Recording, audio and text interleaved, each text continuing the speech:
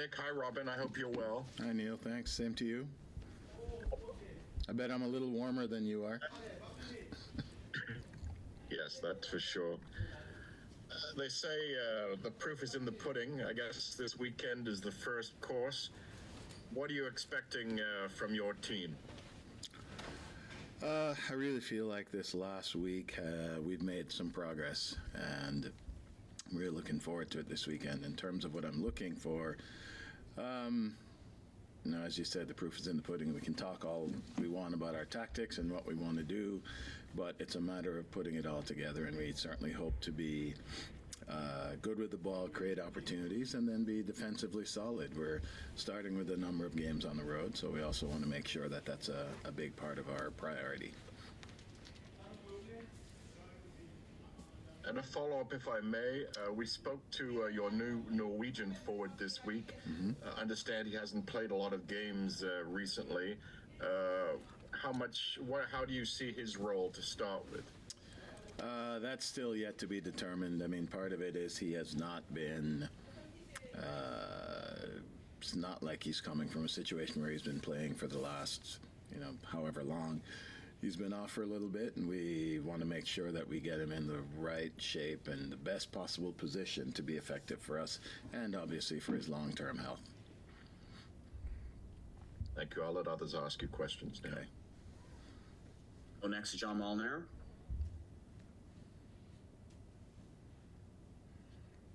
Thanks, Nick. Hi, Robin. Thanks for doing this. It's much appreciated.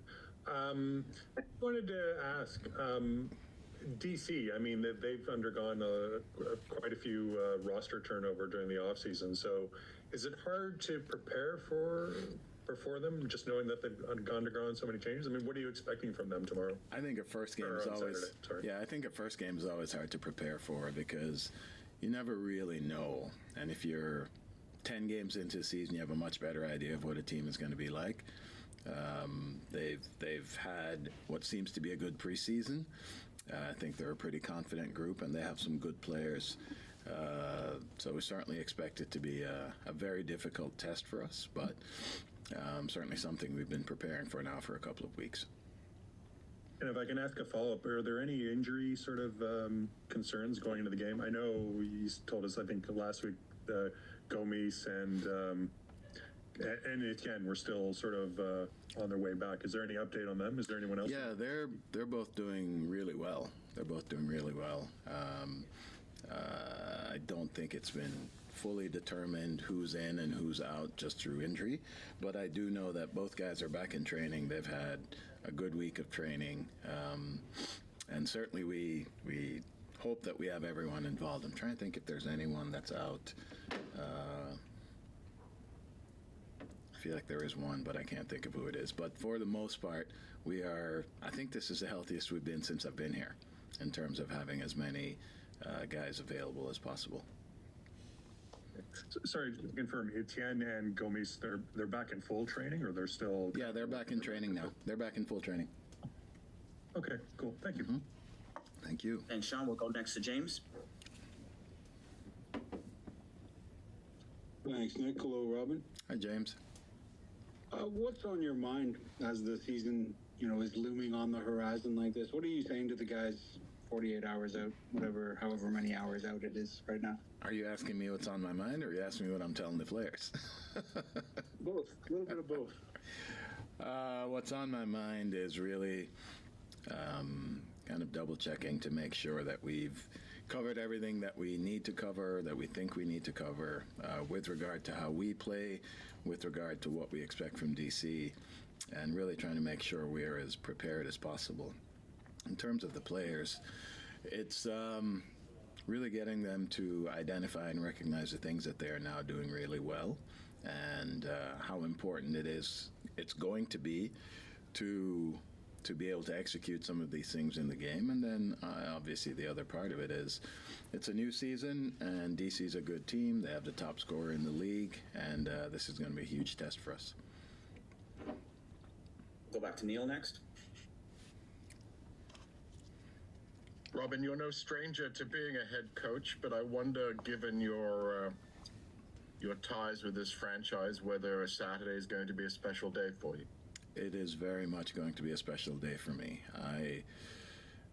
I've spoken so much about the affinity I have for the club, and I know that professional sports are what they are, and jobs come and go, and that sort of thing, and coaches come and go, let's be honest. But this is an opportunity to really contribute to what I think is a fantastic franchise and to hopefully move us forward. So it's going to be a very special day for me. Yes, I have been a head coach before. I haven't been a head coach for this team, and I think with that comes a great deal of responsibility.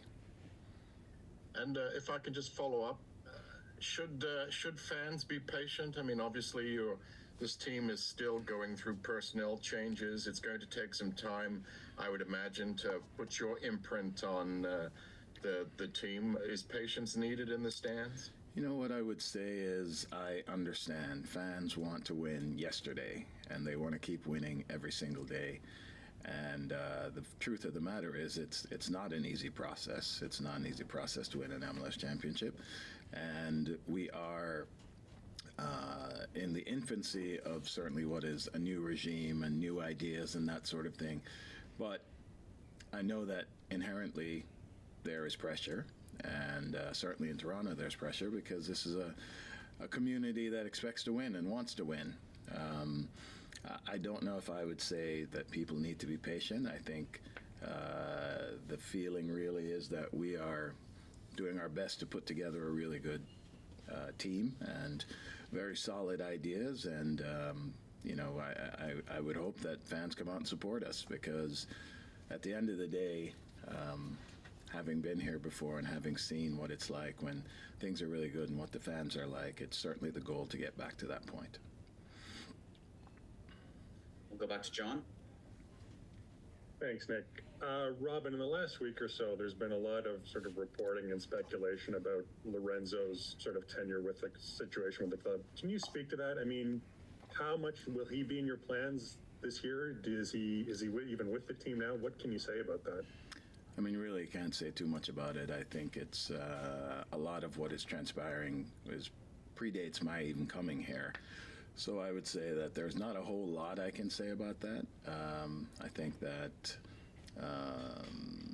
it's a situation for which we are seeking some resolution, and certainly that is the guidance of the group. And I would say that not much really has changed. I know there's been a lot of speculation in the last probably 7 to 14 days, but again, that's not really for me to comment on, and it's just really to try to put together as good a team as possible.